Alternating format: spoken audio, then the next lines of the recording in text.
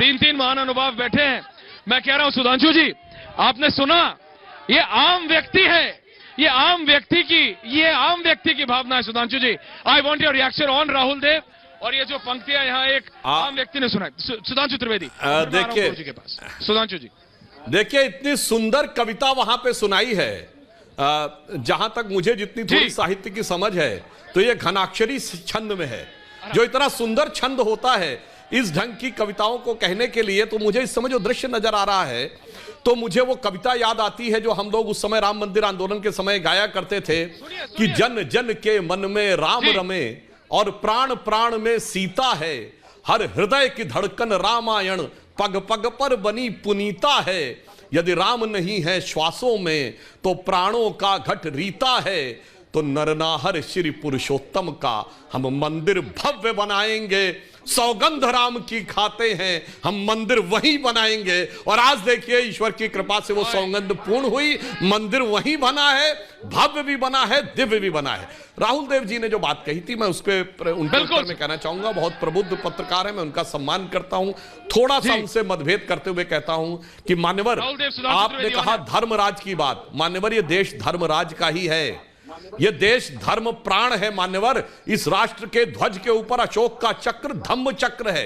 इस देश की लोक सत्ता के प्रतीक लोकसभा के स्पीकर की चेयर के पीछे लिखा है धर्म चक्र प्रवर्तनाय। इस देश के सर्वोच्च न्यायालय के एम्बलम पे लिखा यतो धर्मस् ततो जया। अफसोस इस देश का जो धर्म था उसे संप्रदाय कह कहकर छोटा किया गया है मान्यवर। इस देश का यह देश पंथ निरपेक्ष है, धर्म निरपेक्ष कभी नहीं हो सकता।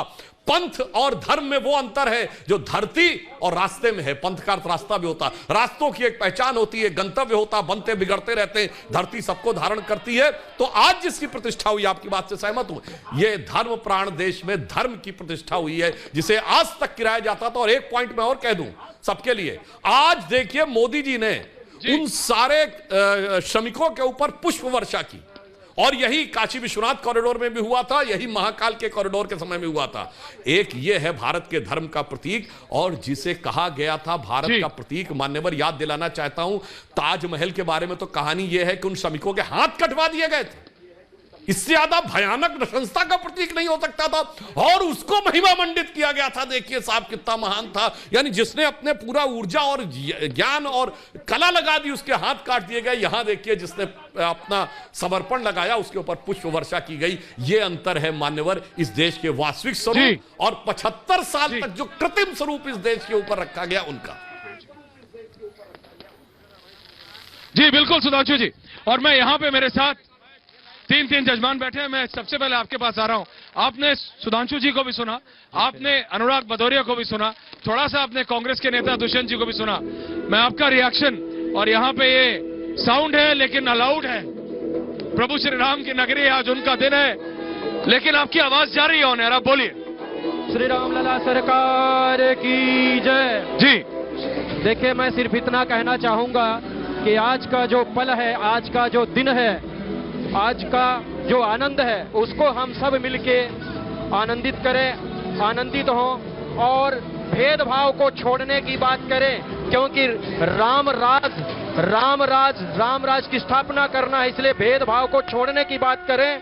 क्योंकि रामचरितमानस में कविकुल कमल दिवाकर गोस्वामी श्री तुलसीदास महाराज जी एक बहुत सुंदर मंत्र लिखे हैं, ईश्वर अंश जीव अविनाशी, चेतल अमल सह सुगरासी, सब में मेरे राम हैं, कण में मेरे राम हैं, पूरे विश्व के चेतन मनुष्यों के आत्मा में मेरे राम है। इसलिए राम जी के श्री चरणों को ध्याएं, श्री चरणों को बिल्कुल गुरुदेव, भेदभाव को बिल्कुल छोड़ दें। आज का दिन आनंद का है, आनंद लें। बिल्कुल गुरुदेव। और यहाँ पे जो लोग बैठे हैं, सुधांशु जी मैं आ रहा हूँ। दीदी आप कुछ कहना चाह रहे हैं? जय श्री राम भजन गाए। जय श्री राम। हमें थोड़ा किशोरी जी को याद, सब तो पिताजी को याद कर रहे हैं, हम माता जी के बारे में कुछ बोलना चाहते हैं। सरस किशोरी बयस की छोरी, रति रस बोरी, कीजे कृपा की कोर किशोरी, कीजे कृपा की कोर। दोबारा आऊंगा आपके पास, लेकिन मैं ये कह रहा हूँ यहाँ से इसके बाद अब मैं रिक्वेस्ट कर रहा हूं डायरेक्टर साहब, स्टूडियो में डिबेट हम करेंगे। सुधांशु जी जवाब दे रहे हैं, अनुराग भदौरिया जवाब दे रहे हैं। सुधांशु त्रिवेदी का मेरा माइक डाउन कर दीजिएगा, यहां से साउंड बहुत जा रही है। अनुराग भदौरिया, सुधांशु त्रिवेदी ऑन एयर। अनुराग भदौरिया जी बोलिए। देखिए सुधांशु जी प्योर राजनीतिक बातें कर रहे हैं। उस जो वहां बैठे, मैं तो टीवी मेरे सामने नहीं है, जिस व्यक्ति ने आप इतना अच्छा भजन गीत सुनाया, उन्होंने क्या कहा, राजनीति मत कीजिए। राजनीतिक लोग, प्रभुराम सबका सम्मान करते थे, वो किसी एक व्यक्ति के नहीं थे, सभी के थे। लेकिन उनके सुधांशु जी के समझ में नहीं आया, वो सोच रहे हैं प्रभुराम मेले ही है। उन्होंने नहीं सुनिए तो उन्होंने कितना अच्छा गाया, कितने अच्छे भाव थे प्रभुराम के। इस भाव को सुधांशु जी क्यों नहीं समझ पा रहे प्रभुराम के भाव को? आप उसको राजनीतिक तौर से क्यों समझते प्रभुराम को? प्रभुराम कोई राजनीति नहीं है, और आप प्रभुराम पे राजनीति करोगे तो प्रभुराम आपकी राजनीति खत्म कर देंगे। ये प्रभुराम है, प्रभुराम सब देख रहे हैं, सब सुन रहे हैं कि भारतीय जनता पार्टी क्या बोल रही है। भाई आप प्रभुराम की बात करते हो, और जब प्रभुराम बात ही नहीं करते नफरत की, तो आप हमारे आप पे बीच में डिवाइड एंड रूल क्यों करना चाहते हो? आप आप सोच रहे हो भारतीय जनता पार्टी के जो समर्थन में है वो हिंदू, वो राम का भक्त है, जो बीजेपी के समर्थन में राम का भक्त नहीं है, राम उसको नहीं मानते। राम तो कण-कण में बीजेपी को मानने वाले को भी राम मानते हैं, और जो बीजेपी को नहीं, बीजेपी दल में, उसके साथ भी राम है। प्रभुराम तो सबके साथ हैं, ये जरूरी थोड़ी बीजेपी के साथ होंगे। आप प्रभुराम के नाम पे आप उस सत्ता के लिए इस्तेमाल करना चाहते हो। आप सोचते हो कि हम उस प्रभुराम का नाम लेंगे, राजनीति करेंगे, सत्ता मिल जाएगी। प्रभुराम समझ गए कि धर्म के नाम पे राजनीति कर रहे हैं, ये मेरे नाम पे राजनीति कर रहे हैं। ये हमारे राजनीति का मतलब होता है विकास, राजनीति का मतलब होता है आप सामाजिक समस्याओं को दूर कीजिए। उस समस्या पे तो बात नहीं कर रहे हो आप बात कर रहे हो। भाई आप धर्म को समझने की कोशिश कीजिए, आखिर धर्म क्या है?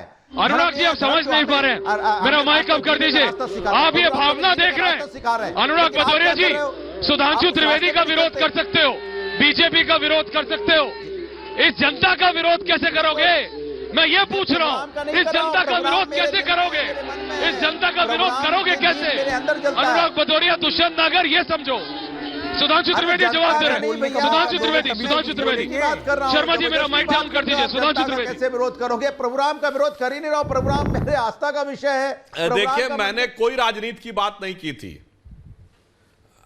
मान्यवर, हमने कोई राजनीति की बात नहीं की थी, और आज हम इनके उकसावे में आके कोई राजनीति की बात भी नहीं करेंगे। वैसे तो समझ में नहीं आता कि भदौरिया जी बोल रहे हैं वो सच है, या जो स्वामी प्रसाद मौर्य बोल रहे हैं वो धोखा है। धोखा ये है, धोखा वो है, वो एक अलग बात है। परंतु आज मैं कहना चाहूंगा ऐश्वर्य जी, हम लोग जो उस समय गीत गाते थे राम जन्मभूमि कार सेवा के समय में, हम कहते थे, और शासन किस ढंग से हमको डील करता था, कैसे हमारे ऊपर कठोर नृशंस कार्रवाइयां करता था, वो मैं याद दिलाना चाहता हूं। हम तो कहते थे, ये तन प्रभु राम का, मन प्रभु राम का, तो हर क्षण बोलिए जय श्री राम की। आस प्रभु राम की, श्वास प्रभु राम की, तो हर क्षण बोलिए जय श्री राम की।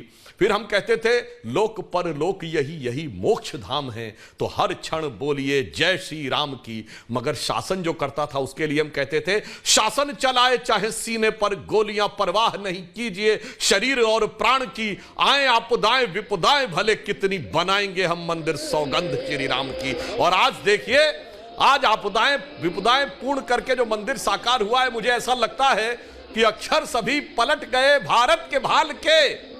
साकार हुआ स्वप्न हर बला को टाल के। इसलिए आज मैं कहूंगा, सकारात्मक बात करिए। हमारे विरोधियों से भी राजनीति करने के लिए बहुत दिन पड़े हैं, और फिर राजनीति में कौन किसका क्या होता है वो सारी भविष्य की बात है। आज निर्मल मन से हम कम से कम भगवान राम, उनके आदर्शों और इस अद्भुत दृश्य के प्रति न्याय करें, यह अधिक उचित होगा।